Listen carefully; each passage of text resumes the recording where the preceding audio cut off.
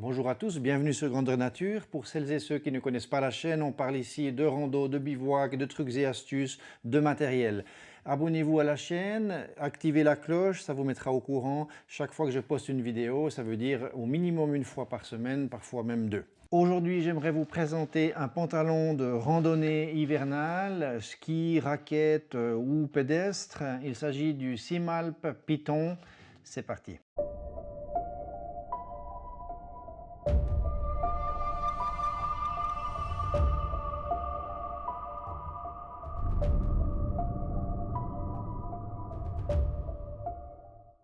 Simalp est une entreprise française qui fait d'excellents produits avec des prix vraiment modérés. J'ai été d'ailleurs assez surpris de voir qu'ils arrivaient à s'aligner à de la concurrence, on va dire, vraiment pour des budgets cool par rapport à la technicité et la qualité des produits fournis.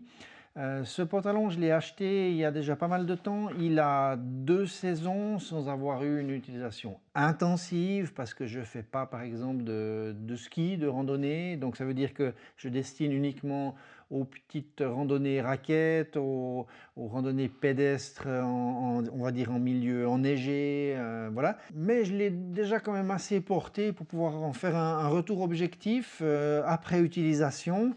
On va parler donc de ses spécificités, faire un peu le tour au point de vue matériel, technologie et compagnie en premier lieu, et puis ensuite je vous ferai mon ressenti par rapport à son utilisation vraiment sur le terrain. Pour débuter, il s'agit d'un pantalon soft shell, donc ce n'est pas un pantalon qui est vraiment comme un pantalon de pluie pour une couche extérieure d'imperméabilisation totale.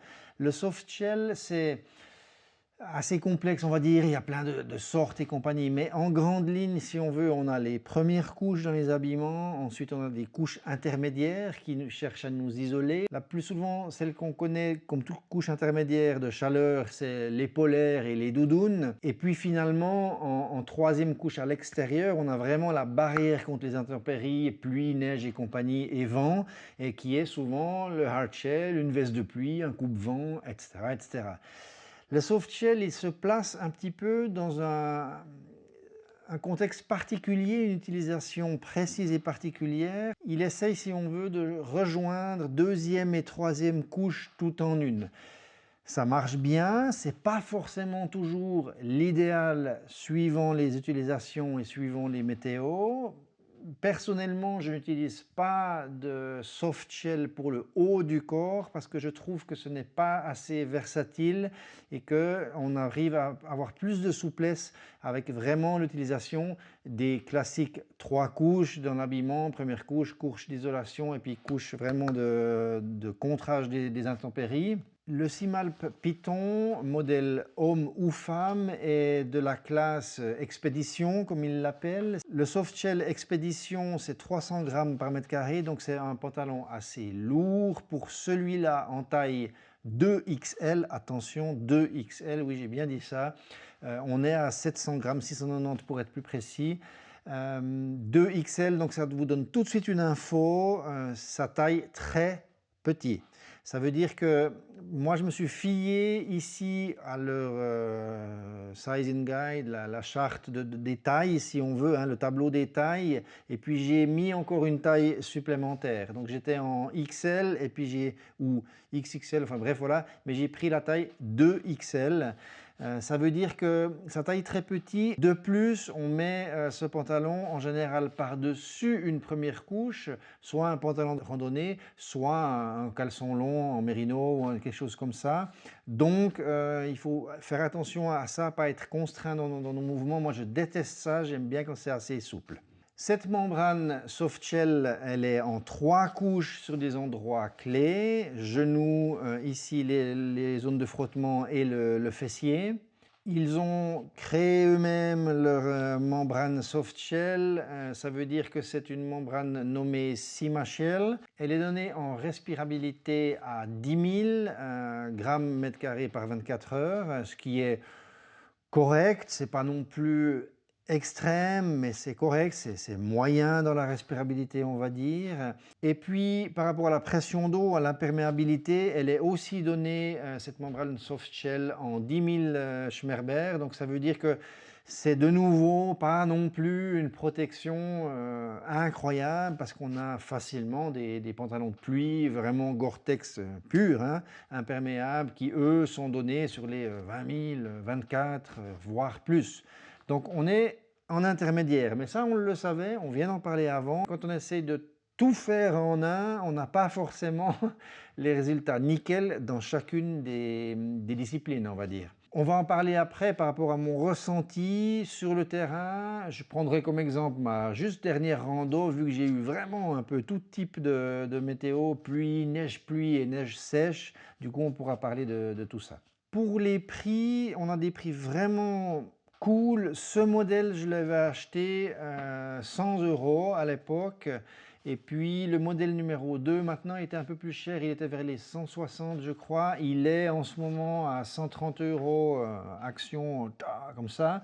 Donc ça reste des pantalons par rapport à des pantalons techniques, soft shell, isolation, vous verrez toutes les spécificités qui sont dans un prix vraiment correct par rapport à leur qualité. Ces pantalons, ils sont destinés au ski de rando, aux cascades de glace, à l'alpinisme, à la randonnée pédestre, raquettes et compagnie. Donc c'est vraiment des choses qui sont solides, bien conçues, tout terrain, et puis qui ont des fonctionnalités, vous allez voir, qui correspondent et qui couvrent justement tous ces types de randonnées, on va dire, ou d'activités sportives. Alors comme vous voyez, il y a déjà des bretelles. Ça, c'est quelque chose, je trouve, qui est très pratique. Il n'y a rien de pire dans des activités, surtout par exemple si on a des chaussures sur lesquelles on peut avoir des guêtres. Ça veut dire qu'on a le pantalon qui ne peut pas vraiment glisser parce qu'il est attaché à la chaussure.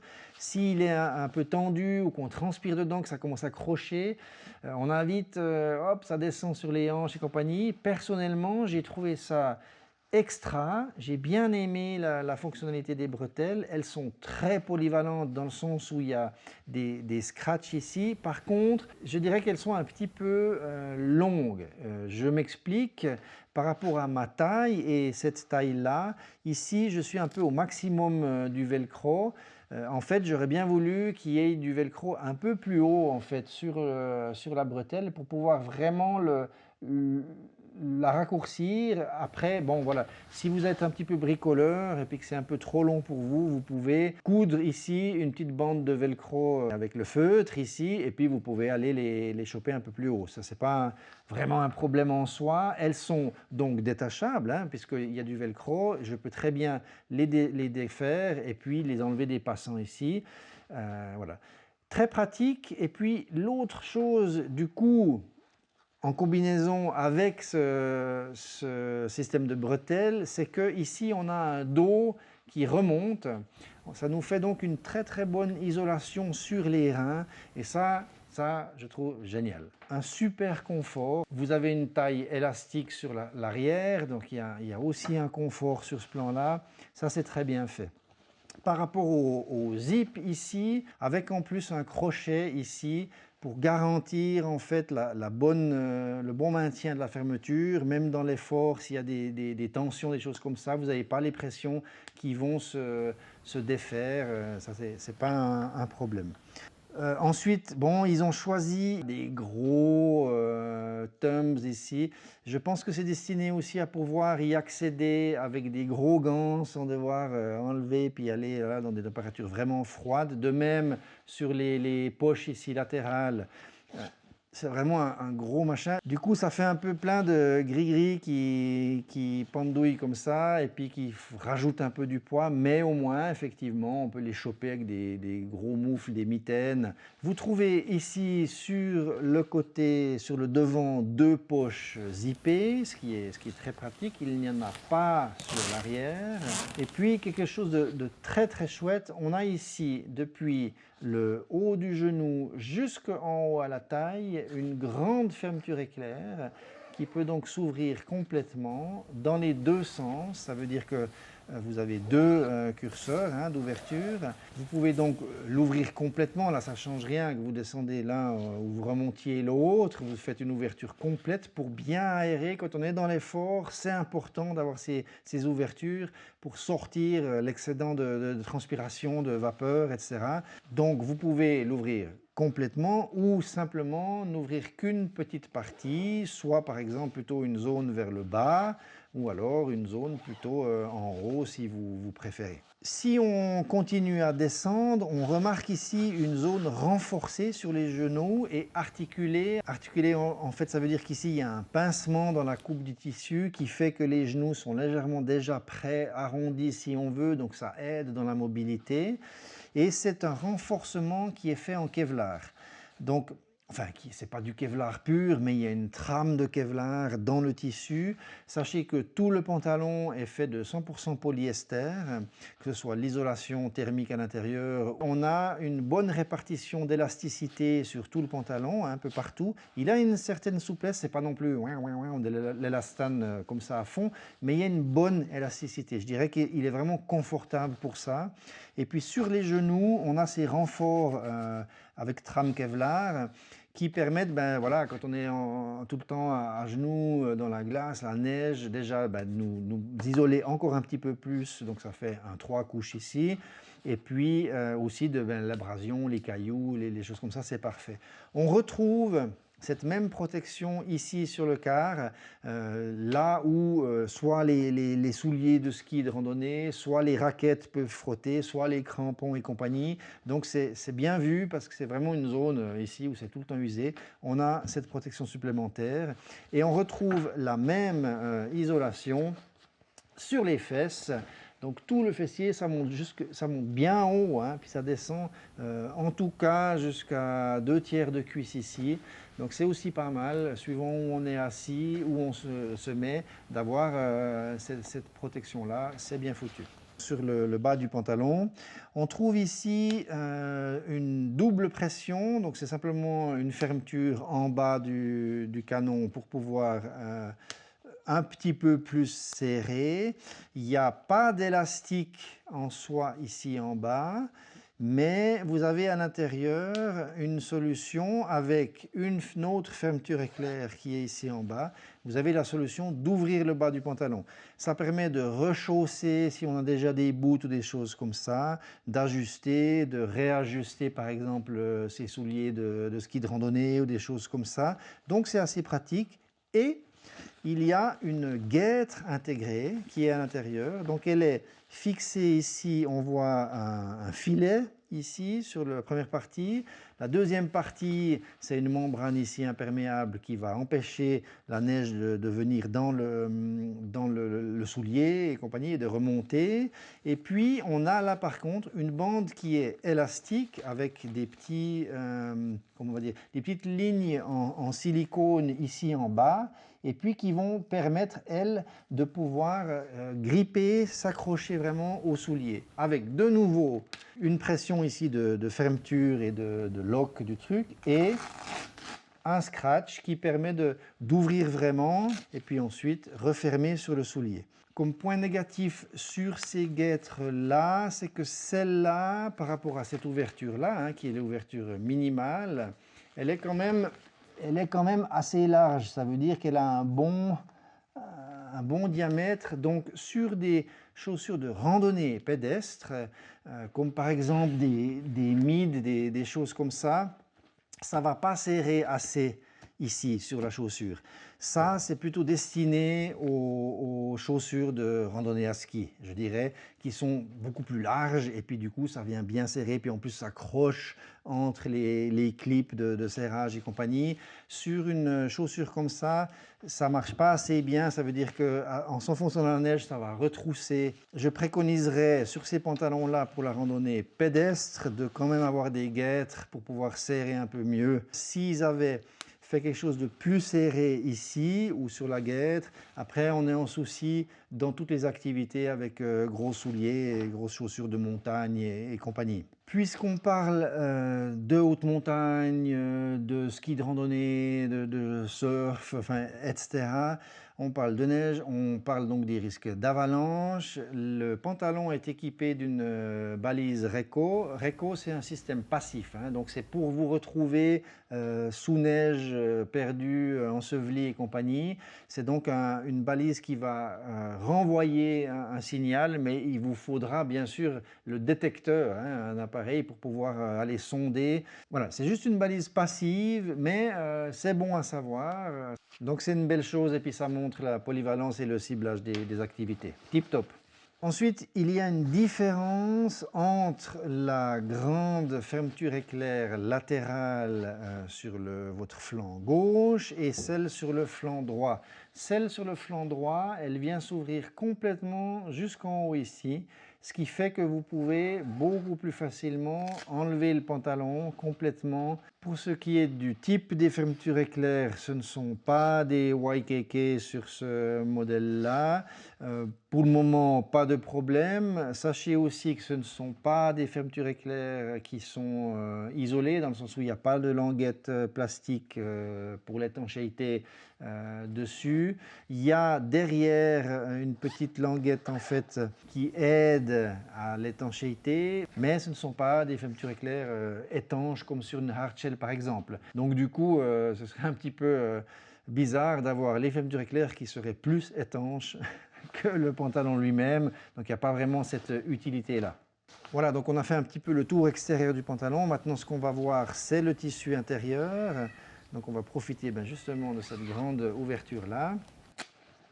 Donc à l'intérieur, toujours 100% polyester, vous retrouvez en fait une isolation polaire. Sachez que par exemple sur les fesses ici, il y a une polaire qui est plus épaisse, vraiment du 3 couches là, comparé à ici la softshell qui est en 2 couches avec une polaire mais un peu moins épaisse et dufteuse on va dire sur le devant, et puis le tissu extérieur souple avec un peu d'élasticité légèrement. Sur la braguette ici à l'arrière, il y a aussi un feutre ou un tissu doublé. Oui, il y a 2 couches qui vient en fait empêcher les entrées d'air possibles. Et puis l'isolation, elle court tout du long jusqu'en bas, donc on a vraiment une belle isolation. Maintenant qu'on a fait un petit peu le tour global du pantalon, j'aimerais vous parler de mon ressenti, retour d'expérience après les différentes utilisations sur plusieurs saisons. La première chose que j'aimerais parler, c'est par rapport au confort. C'est vraiment un pantalon qui me plaît beaucoup.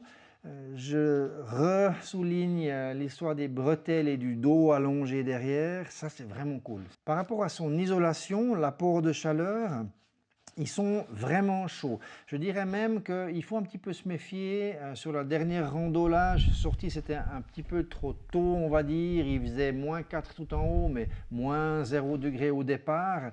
Et puis on a vite chaud là-dedans, parce que c'est quand même une accumulation déjà de tissus. C'est des tissus à 350 grammes mètre carré. Il y a 3 couches parfois. Il y a le Kevlar aussi. Donc heureusement qu'on a ces évents sur les côtés pour pouvoir s'aérer, parce qu'on a vite chaud là-dedans, surtout si on a un caleçon long en mérino par exemple dessous. Donc voilà, ils sont bien chauds, c'est quelque chose de vraiment correct.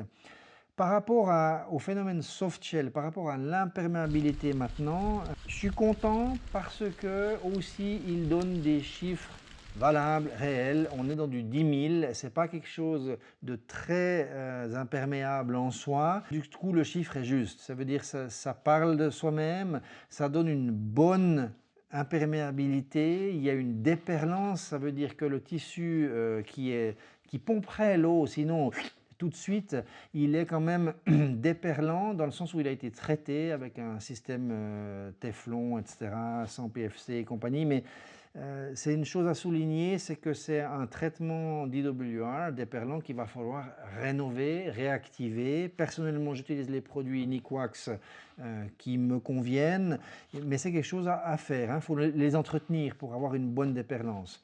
Ceci dit, c'est juste une déperlance sur le tissu extérieur. Au au bout d'un certain moment donné, même si vous venez de faire le traitement des perlants et puis que vous allez 2-3 jours après en randonnée, s'il y a vraiment des grosses intempéries, ça va percer. Ça, il n'y a pas de miracle. Et ça l'a fait d'ailleurs dans ma dernière randonnée. La première heure, ça a tenu un peu la pluie, puis ensuite tout à coup ça a commencé à venir, et puis après il y avait de la neige, ploc, ploc, ploc, qui arrivait comme ça, et au bout d'un moment donné, ben voilà, ça commence à percer dessous. Comme l'isolation thermique est bien faite, que le coupe-vent se fait bien, la régulation se fait bien comme ça, qu'on a une bonne protection. J'ai pas eu froid, même plus tard après dans la soirée, ça s'est bien régulé et puis j'ai été quand même protégé sans avoir froid.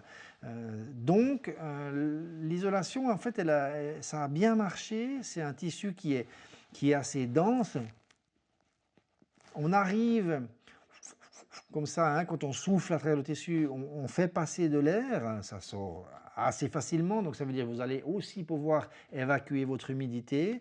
Par rapport à la durabilité, les résistances, pas de problème aux coutures. J'ai un petit fil qui part ici en bas de la braguette, mais j'ai l'impression que c'est juste un fil de finition.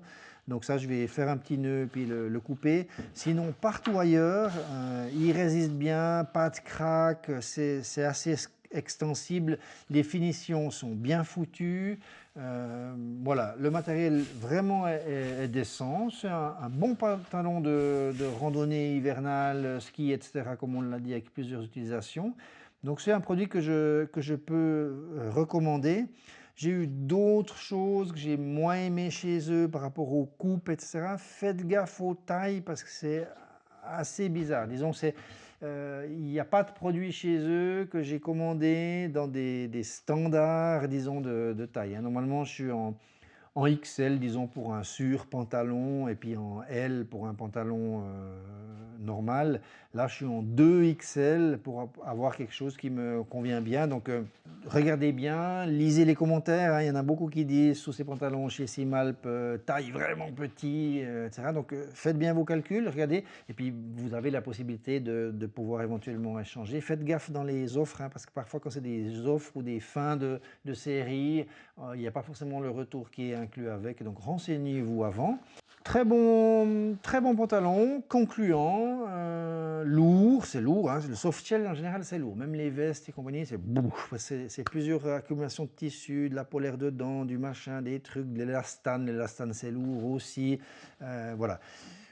L'expérience est, disons, concluante et puis c'est quelque chose que je peux recommander. Voilà, j'espère que cette revue vous a plu. Renseignez si c'est le cas. Merci pour le petit pouce bleu. Abonnez-vous à la chaîne pour tout ce qui va venir après. Au minimum une vidéo par semaine. Et d'ici là, bonne rando, amusez-vous bien et à la prochaine. Ciao, bye bye.